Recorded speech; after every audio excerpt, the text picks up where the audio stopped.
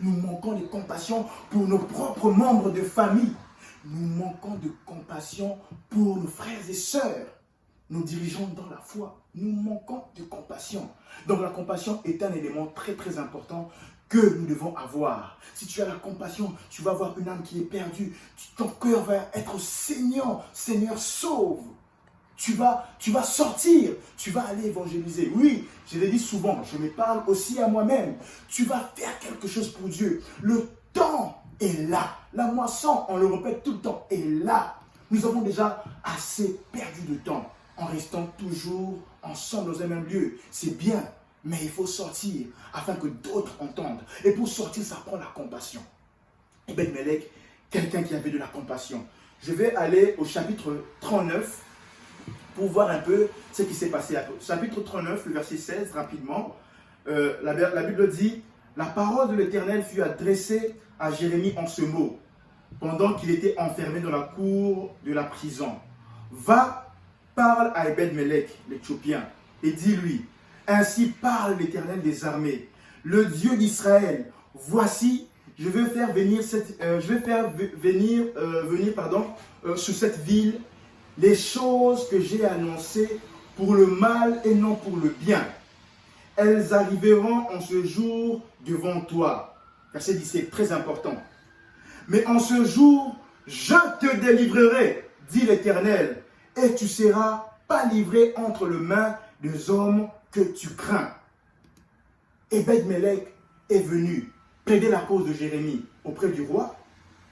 Voici ce que Dieu fait.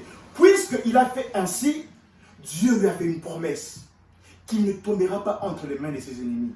Peuple de Dieu, nous devons prier pour autrui, pour nos membres de famille, pour amis et collègues, amis et connaissances, les âmes perdues. Nos problèmes, oui, on en a. Mettons ça de côté. Intercédons un peu comme Abraham l'a fait pour Lot quand il était à Sodome.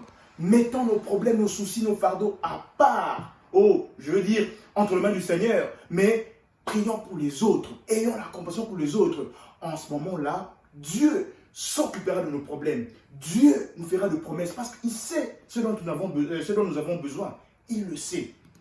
Alors, je vais chuter avec ceci.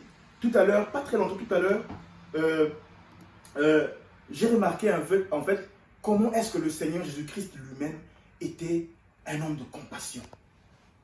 Il était ému de compassion. Rapidement, Matthieu 18, 27, compassion. Matthieu 20, 34, compassion. Marc 1, 41, compassion. On continue. Luc 7, 13, compassion. Ça dit, il fut ému. Voyant la foule, fut ému. Il était toujours ému de compassion. Il y en a plein. Luc 10, 33, il y en a plein comme ça. Et le Seigneur m'a fait comprendre que Jésus-Christ est Dieu. Pourquoi? Alléluia. Pourquoi? Parce que la Bible dit que Dieu est compatissant. Il est lent à la colère, il est riche en bonté. Ça confirme, quand j'ai vu ça, il était tout le temps ému de compassion. Et il est Dieu. Amen. Alors, je suis par ici en disant ceci. La compassion est le caractère de Dieu. Dieu veut que nous soyons compatissants. Il veut que nous puissions avoir cet élément-là pour que plusieurs autres âmes puissent être sauvées. La compassion amène à ce que tu fasses la prière d'intercession. Et la prière d'intercession, c'est une bataille de longue haleine. Ce n'est pas aujourd'hui tu commences et tu t'arrêtes demain. Non. Tu pries, ça peut prendre des années et des années. Mais il faut continuer et ne jamais se relâcher.